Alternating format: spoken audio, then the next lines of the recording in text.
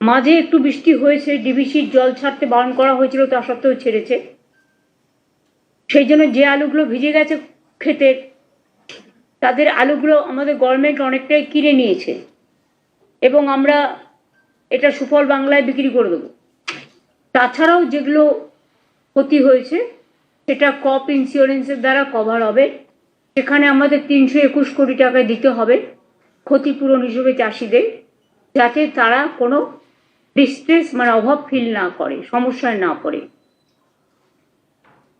টি tourism policy নিয়ে কেউ কেউ নানা রকম, বিশেষ করে উত্তরবঙ্গে কিছু চা শ্রমিকদের সাথে যুক্ত লোকেরা বিভিন্ন রকম বিভ্রান্তিমূলক গুজব ছড়াচ্ছেন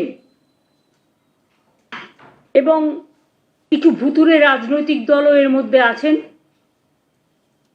যারা অ্যাকচুয়াল ঘটনাটা বুঝতে পারেনি। প্রথমত আমি বলতে চাই, এটা খুব ক্লিয়ার করে যদি আপনারা একটু দেখান ভালো হয়। চা বাগানের জমি কাউকে ফ্রি হোল্ড দেওয়ার নিয়ম নেই, এটা হচ্ছে লিজে থাকে। এবং চা বাগানের জমির যে আইন ছিল তাই আছে।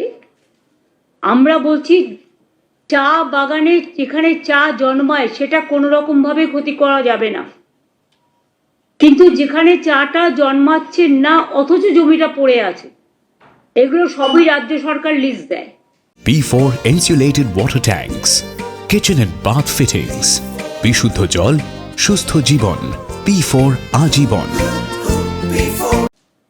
সেক্ষেত্রে আমরা অ্যালাউ করেছিলাম 15% পর্যন্ত ফর টি ট্যুরিজম প্রজেক্ট, যাতে ওখানে হোটেল বা নানা রকম হোমস্টে বা নানা রকম ব্যবসায়িক কিছু হলে লোকাল ছেলেমেয়েরা চাকরি পায় এবং যারা চা বাগানে কাজ করে 80% লোকাল নিতে হবে।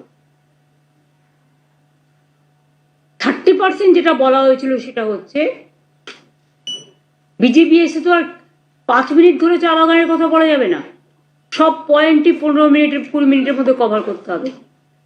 এটা পলিসি। এটা পলিসিটা কি? 15 একর জমি দেওয়া হয়েছে আগেই, এবং এটা আগেও ছিল কিন্তু কাজে লাগেনি। তাছাড়াও অনেক বন্ধ চা বাগান আছে যেখানে না হয় চা, না হয় কোনো কমার্শিয়াল অ্যাক্টিভিটিস। আমরা সেখান থেকে জমি নিয়ে চায়ের বাগানের মজদুরদের পাট্টা দিচ্ছি। অনেক পাট্টা দেওয়া হয়েছে, এখনো 26,000 পাট্টা রেডি আছে। আমরা যেটা পরিষ্কার বলছি, চা জন্মানোর সাথে টি প্লান্টেশনের সাথে কোনো রকম কোনো কম্প্রোমাইজ করা হবে না, পরিষ্কার। অর্থাৎ চা যেখানে জন্মায় চাটা জন্মাতেই হবে। চাটা জন্মে যদি কোনো বর্ধিত জমি থাকে, যে জমিতে চা হয় না বা পড়ে আছে, সেখান থেকে আমরা কমার্শিয়াল অ্যাক্টিভিটিস করতে বলেছি এই কারণে, যাতে লোকাল এমপ্লয়মেন্ট ক্রিয়েট হয় এবং ট্যুরিজমটা ডেভেলপ করে। এরপর 30-তে আমি আসছি। এটা কি?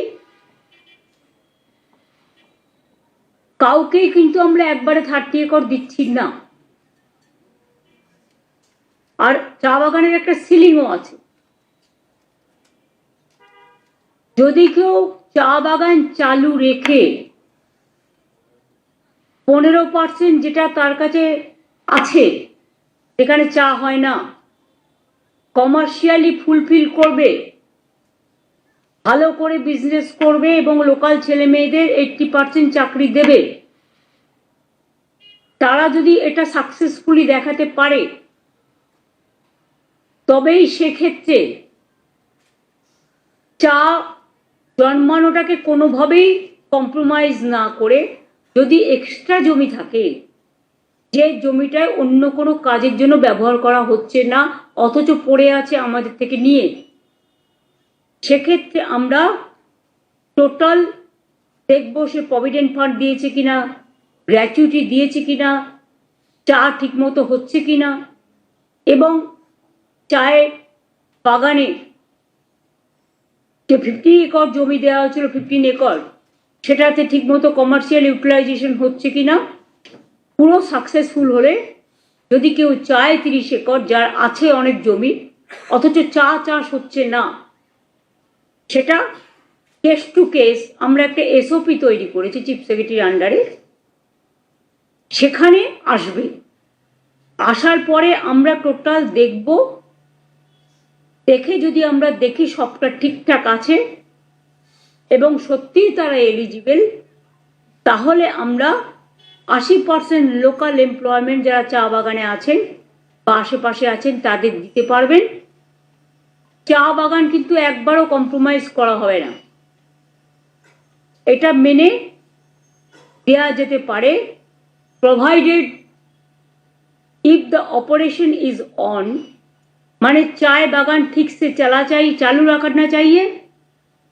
अगर चाय बागान का एक्स्ट्रा जमीन में जिसमें चाय नहीं होता है, ऐसे पड़ा है, ऐसा जगह को लेके हम पट्टा भी दे रहा है चाय बागान को, और साथ साथ में इसको हम टूरिज्म के लिए भी बुलाया। लेकिन अगर 15% भी पूरा हो जाए और प्रोविडेंट फंड, ग्रेचुइटी, वेजेस का कोई डिस्टर्ब नहीं है और एक्स्ट्रा जगह है जिसमें चाय नहीं होता है, वही जगह अगर कोई अपील करे तो पूरा इसको देखभाल करके एसओपी विल टेक के डिसीजन, ये भी केस टू केस होगा। आज चाय बागान का जमीन कभी किसी को फ्री होल्ड राइट्स नहीं मिलेगा, ये हमारा सिस्टम में नहीं है, ये लीज पे दिया जाता है।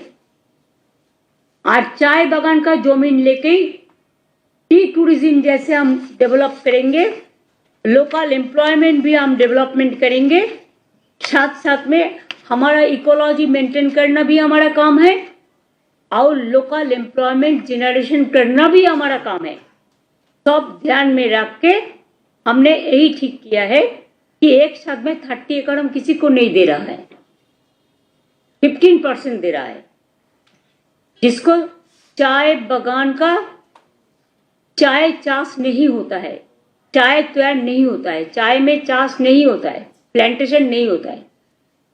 और एक पॉइंट है, अगर कोई हम देखेंगे कि जो चाय का जमीन में जो एक्स्ट्रा जमीन है, अगर वो कमर्शियल एक्टिविटीज करके चाय बागान बंद करके भाग जाता है, तो उसको जो कमर्शियल के लिए हम जो लैंड दिया है वो भी स्टेट गवर्नमेंट उसको ले आएंगे, और कैसे उसको हमको चालू करना है that state government will take care, SOP will take care. चाय बागान चालू रखने से तभी हम इसको यूटिलाइज करने देगा, चाय बागान जो बंद करेगा हम उसको नहीं करने देंगे। ये बात एक साफ बात है और क्लियर बात है, इसमें कोई कंट्रोवर्सी, कोई भी जो डिस्टॉर्ट किया है फैक्ट्स को, हम उसको रिक्वेस्ट करने चाहेंगे कि चाय मजदूर हमारा एक बहुत गर्व है, चाय मजदूर को कोई डिस्टर्बेंस हम नहीं करने देंगे, और ट्राइबल लैंड कभी किसी को हम नहीं दे सकते हैं। इसके लिए भी हमारा कानून बहुत कड़ाई है कि tribal land nobody can purchase. पहले ऐसा बहुत सारे हुए थे, लेकिन हम लोगों ने उसको बाद कानून किया कि ट्राइबल लैंड किसी को पास नहीं जाएगा, ओनली ट्राइबल का पास ही रहेगा।